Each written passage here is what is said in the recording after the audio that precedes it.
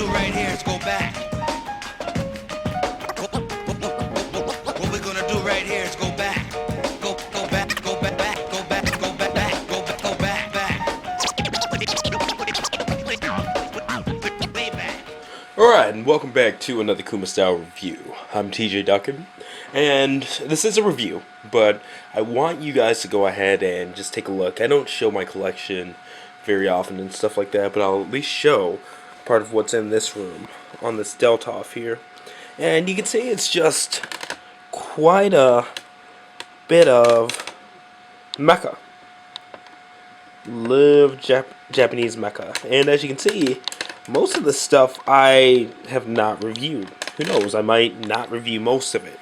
But the reason I'm showing you is because the review that I'm doing today is on Bandai's Soul of Chogokin. It's their GX-54 Tobikage and Kurojishi box set.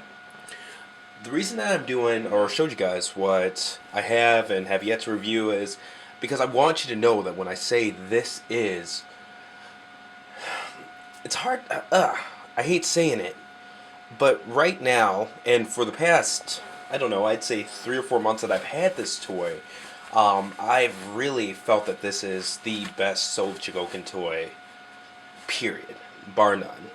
Between what you get in the box, just everything. So, when I say that, and I gush over it, I want you guys to see that I'm gushing over it for a reason. And it's not just because it's the latest toy I've gotten, because it's one of the first ones that I got in this collection.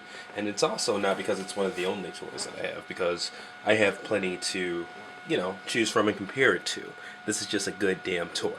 But anyway, taking a look at the box here, on the front, we do have the picture of Tobikage, his mecha, Kurojishi, as well as a picture of Kurojishi in his alt mode. He does become a Griffin type creature. This has been opened, obviously, and you can even see the toys over to the your left hand side there. Alright, on the top of the box, Kurojishi with his big blaster, as well as Tobikage. Bottom of the box, Kurojishi in his alt mode, Tobikage. Alright. On the right side of the box, picture of Kurojishi holding one of his sabers. Artwork in the background, really cool. And same with Tobikage. Tobikage, as well as some accompanying artwork. Alright, and back here, just got all kinds of stuff. We've got Tobikage, his alt mode, or Kurojishi in his alt mode, Tobikage over here, as well as just showing off some of his accessories, some features on the toy, and same with Kurojishi. So, just really cool. And one thing, if you guys haven't noticed, this is maybe the only time I've shown a box that literally has artwork and decorations on every side of the box. So even the box kicks more ass than most. But anyway, let's go ahead and get into the figure.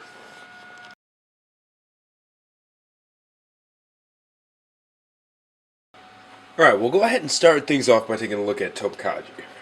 First off, this is considered a minifigure, standing at roughly 3 3/4, just under. It's between 3/4 and a half there. So, alright. And those are inches, by the way, if you couldn't tell. Looking at him, aesthetically speaking, for a figure that small, he's definitely aesthetically right.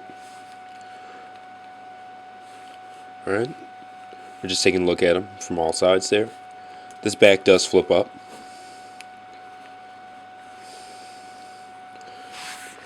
Alright, cool. So let's take a quick look at his posability. He does have a ball jointed neck. His helmet does keep him from doing some up and down movement, but, you know, he can still do it. Alright, there's not that extra joint where the neck meets the chest or anything like that. It's just a ball joint at the head. Alright. You can see his shoulder pads are movable for his different arm poses there. Shoulders definitely are on ball joints. Has bicep swivel. And check this out. double jointed elbows there. Alright. And there is wrist swivel because of how they peg in, but each set of hands actually comes with the ability to move up and down, so he does have that full range of motion in his wrist. Alright. Now he obviously, for me playing with him here, has waist swivel, but he also has ab crunch too. There's another ball joint where the chest meets the top of the abs. Alright. Now these two skirt halves are movable. Thighs definitely on ball joints here. Now his knees are weird because of the way he has to, I guess, ball up to fit into his mecha when they transform. You've got that gap there. So, I mean, his knees do have a long range of movement, but look how they split. You know what I mean? It's not too kosher. But basically, to keep it fluid, this is about the best range of movement you got there. But it's something. Alright, he doesn't have like true thigh swivel or anything like that. Alright, but he has swivel at the feet here. And because of that, they're on a ball joint, rocking ankles. And his feet are movable by half. So the front half can move separately from the bottom. So getting him into a cool pose here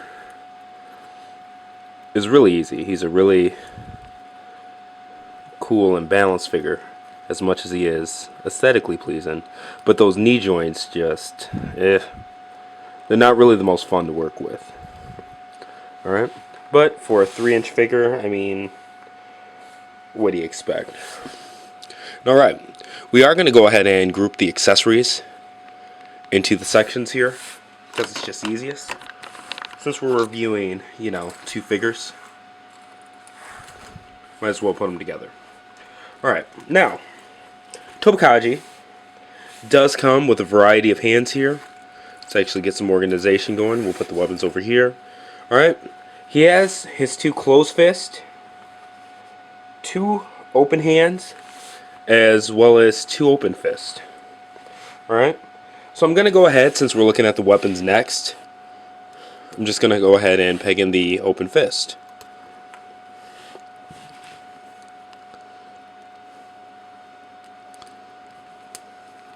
Alright, there's one.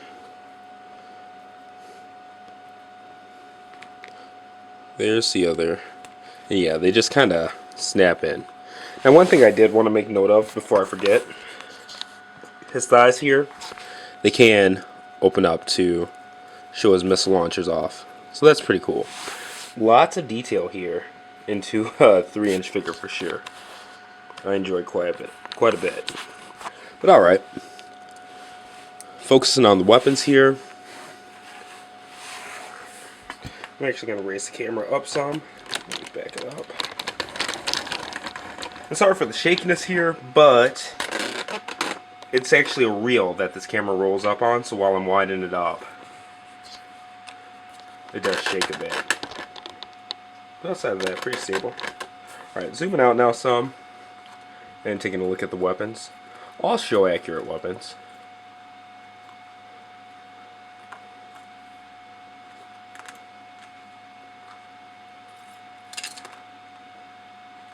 Alright. Alright. We've got left to right his laser, his arrow, the 2 versions of his sword,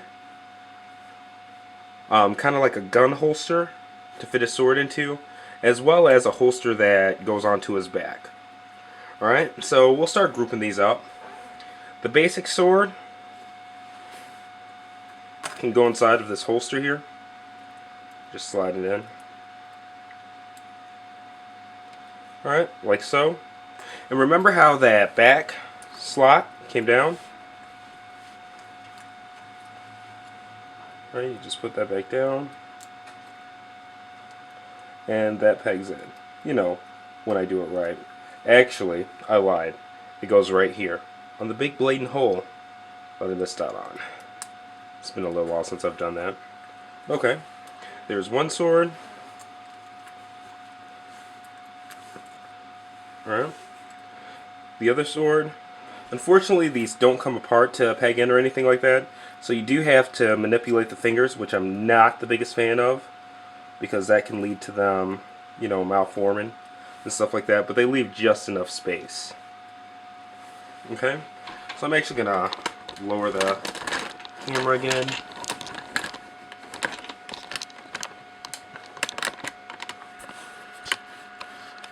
Alright, and you can see, pretty long sword there. Almost as tall as him himself. Alright. And I'll go ahead and put together the laser.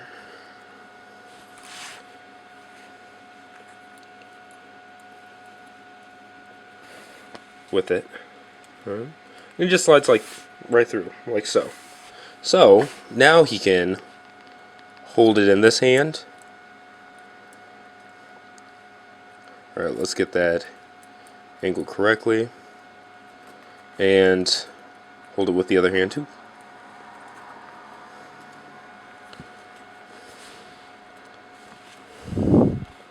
So definitely cool stuff. I like him quite a bit. Quite a few weapons here. And like I said, especially for a minifigure, when the main focus is definitely the bigger mecha Kurojishi, which we'll go ahead and take a look at right now.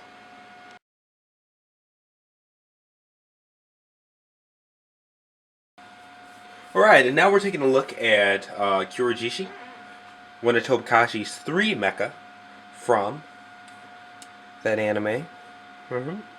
Taking a look at him here. And for anybody who has collected the old DX figures, you'll see this bears a very, very, very strong resemblance to it, which is awesome. Because it's true to the old school toy, it's true to the anime, but at the same time, it's all kinds of freaking posable and awesome. Alright, now I'll take in handy dandy ruler, judging them head to toe, about 6.5 inches. It's not much leg split there, so that 6.5 inches is pretty solid. Alright, now taking a look at his posability here. Ball jointed head. Okay.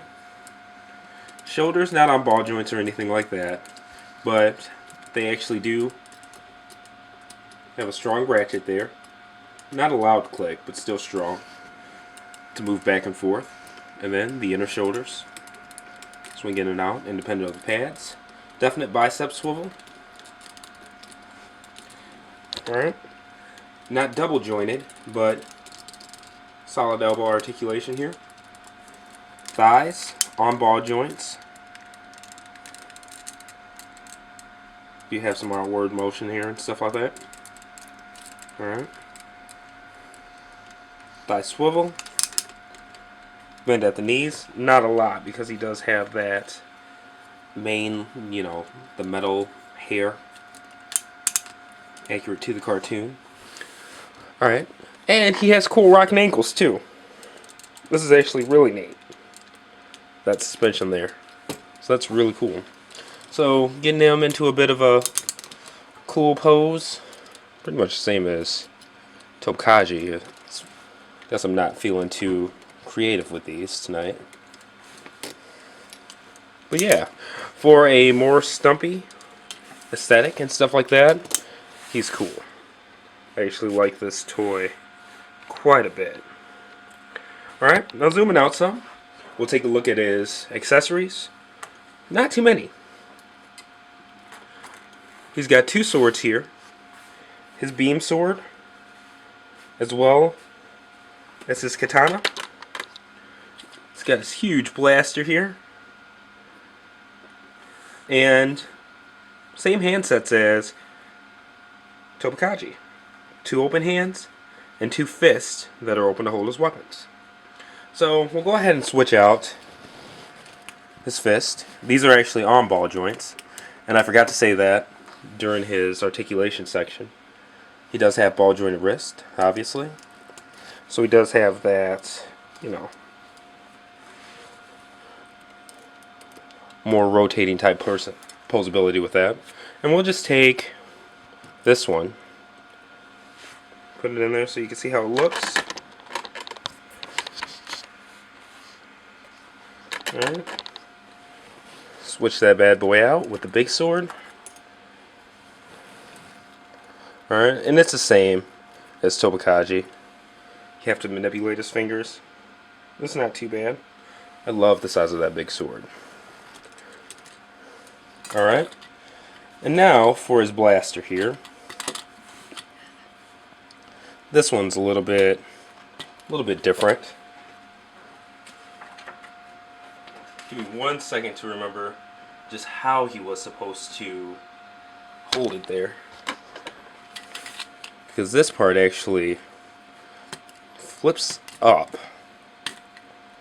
And for the life of me, I cannot get it.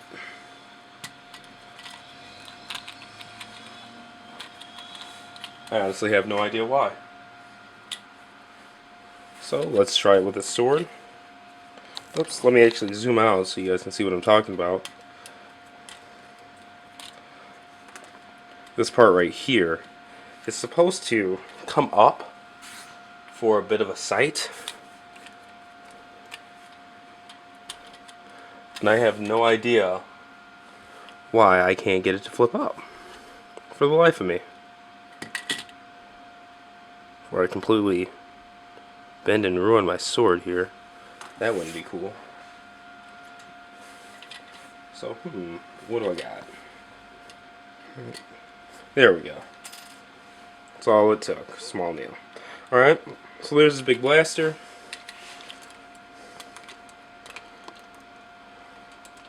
And I'll actually take his hands off.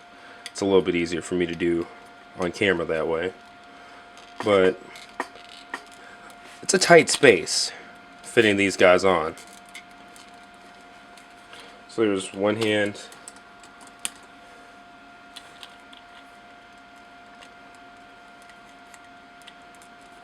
I'm kind of just sliding it in from a diagonal. Not the biggest fan of the lack of clearance that they gave this blaster. Like, as cool as it is, it's just really not worth the hassle when it comes to this part, because I can't even blame it being in front of the camera. It's just a really tight squeeze. Okay, so there's that. Take its tail back on.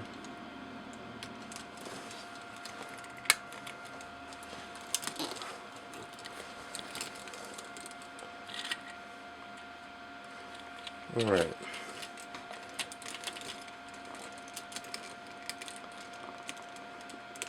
That hand pegged back in.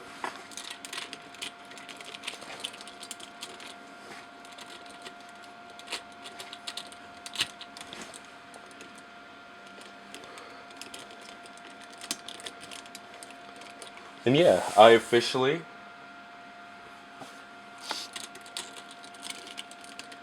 am not good at this. Alright, and I had to go to off camera to get it. Been a little while since I've played with this one, but his arms are actually on sliders, and they push forward for him to be able to hold his weapon there. Alright, so there's that. A lot of work just for that final little segment there. But yeah, that is Kurojishi. Now, he does carry an alt mode where he does turn into the Griffin. Let's go ahead and get this guy transformed and get on the home stretch via that alt mode.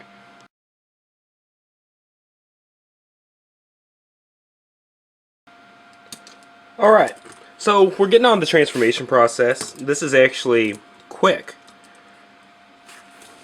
Alright, so first off, the instructions will take you through how to do this. But you ball up Tobikage, like so. Okay. We'll put him over to the side. And him fitting inside of Kurojishi is completely optional. I mean, whatever you want to do when it comes to that. Alright, we'll start off by going ahead and flipping his hands forward like so. Alright. We want to make sure that the elbows are inside. almost treat it like a real cat, you know what I mean? You can kind of tell where you want to go with it in terms of posability. And that's why they added the 2 points of articulation there, those swivels. Alright, I forgot to put his hands back on when I took the weapon off. So, that's what I'm doing there. But okay, we've got that. We've got that. And all we're doing is flipping these forward. Alright. Remember, make sure those arms are slid back. Alright. Now, same with the legs. The legs themselves, you could have outside for robot mode, but when he's in cat mode, or Griffin mode, you want him inside like so, for sure. So, okay. Here's what we want to do with the legs. We're going to slide this part forward, slide this backwards, and this actually goes around. I know it's a weird process, but it feels really smooth in hand. Alright, now, he does have his little feet under there. So what I'm doing is taking that same nail, and don't worry, I'm going underneath it to push that out. So don't feel like if you do that it's going to get ruined or anything like that, because it's definitely not. Alright, so from there we can take this and put it up like so. Okay, now when it comes to this section here, you can have that in or out. The instructions say to have the flat side outwards, like so. But I actually like the hair out, but I mean, we'll go by the transformation for this, but I'm just saying my personal preference there. Alright, so there's that part. And now we've got that up, we've got it locked. Alright, so we're doing the same thing with the other side.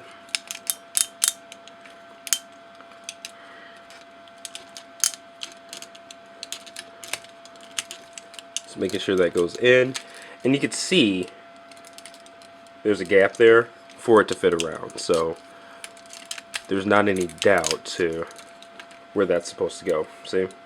Really nice fit. Alright. Now, for these, I don't try using my fingernails on them because it's just so tight down there that even with my short fingernails, I don't want them breaking off. Alright, so we've got that part. From there we can actually go here and go here. Now, his head, simple enough. You just take this, you push it in, and this goes underneath, okay? This whole thing just flips out. That's it. You got it. Alright? Tail goes back. That goes back. That goes down. Boom. Boom. Boom. And there you have at least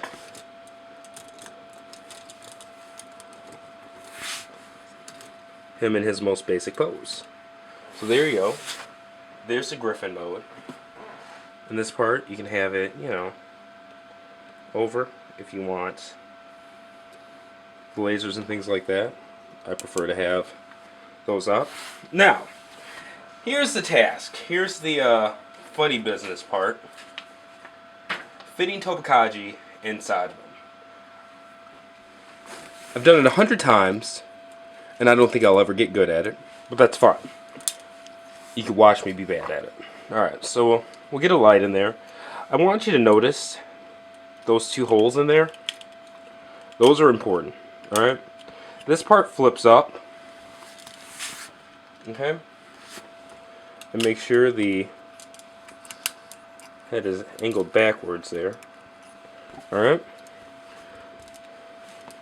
And here's hoping. Here's hoping I prove myself wrong and it goes by smoothly.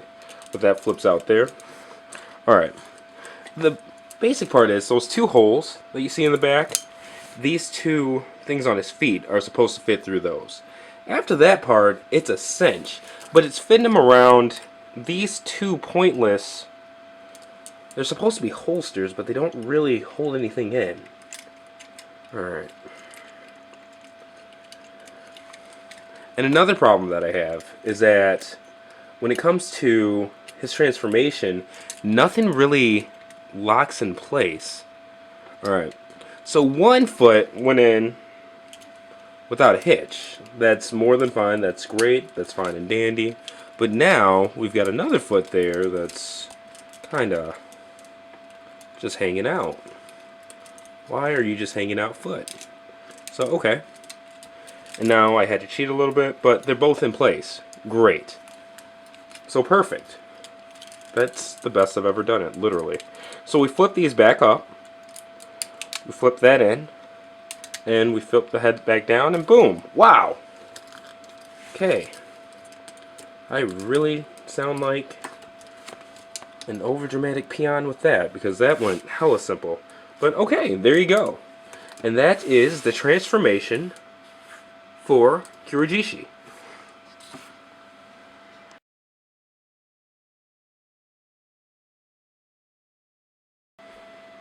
Alright, so let's go ahead and take a look at this beast. Just giving you a view from all angles. And I do have a bit of a bias. I'm a fan of Griffins in general. But this one, you know, for a robotic take on that creature, it does really well. Okay. And the posability is pretty standard. I'll actually start with the tail here. Multiple points of articulation. Where the tail meets the body, there is a ball joint there. And then you've got the pivot joint here. Alright. And there aren't separate points of articulation at all, not even on the head. That flips some, but not much. So you kind of have to depend on this bending, which is fine because the pivot joint right here has gotten kind of weak, and I'd rather not have that all throughout. But you could do frontwards, you could do backwards with the tail. That's that. Now, the mouth here, you can open it. That's another tight squeeze. So whether it's from the side you go through or however you do it, I just use two hands there. Alright, that's that. Now the arms, same posability as the robot mode, but you can rear them back.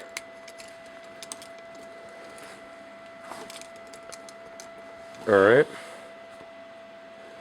Now, showing the support here, his knees, they don't have that backwards bend. So what you're doing to give them more support upwards or downwards, you're actually using this really strong die-cast pivot here in the feet, as well as the swivel here. So putting the feet down more, angling these up, will allow him to get more of an upward pose. Okay.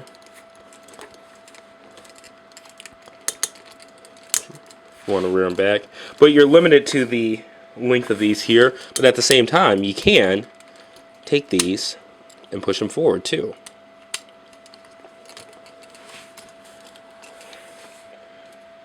Alright, so if you want them in a very straight up pose, you definitely can.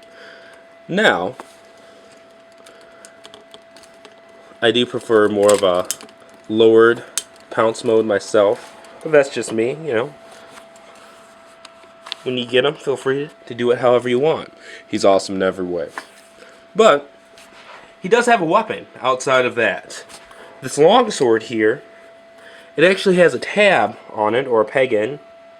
If you can see that right there. And it pegs into the top of his mouth. Right in there. So we're going to take that,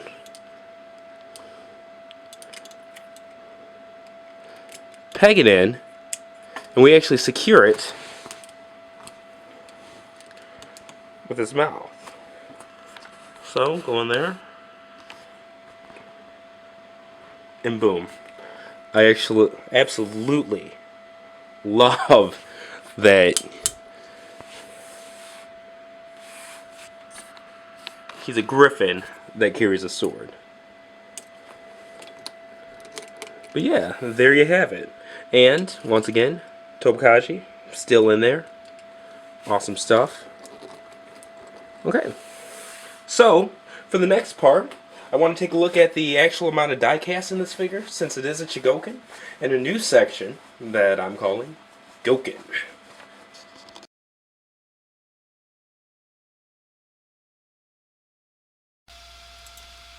Kurojishi provides a very satisfying amount of die-cast located within the frame of his torso, as well as his joints and lower legs. The lower legs, as well as the paws, provide an extraordinary amount of stability in both of his modes.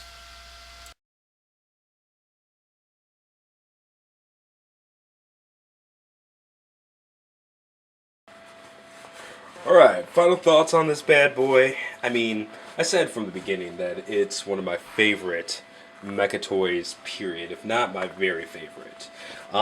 Very well designed. I love the transformation process. Very simple, but very satisfying at the same time. The Tobikage minifigure doesn't come off like a minifigure at all. It's just as posable, if not more, than most toys, both here in the West and imported, that you're going to buy. And even that is very aesthetically pleasing. Good amount of accessories on both Tobikage and Kurojishi as well. Good size, good amount of die cast, and yeah, just overall awesome. The nice part about this one too is that he's very underrated. There are actually 3 Tobikage mechas, and out of all of them, I believe this one sells for the cheapest. For the most part, you can still find them around, let's say 5,000 yen or $50 or 51, 52 US before shipping, which is an absolutely fantastic price. This is easily a figure that I'd pay $200 for, not gonna lie. And this is the same guy who had a problem with finding the value in a 12-inch, $300 Big O toy. So that should tell you just how cool I think this figure is. Tons of posability, tons of playability, aesthetically pleasing, awesome accessories. I mean, top to bottom. I mean, no toy is perfect, but this one does not do much wrong. But anyway, this has been another Kumasao review. Hopefully you guys enjoyed the new section. Once again, Gokin. And yeah, leave some feedback. Hope you enjoyed it. See you next review.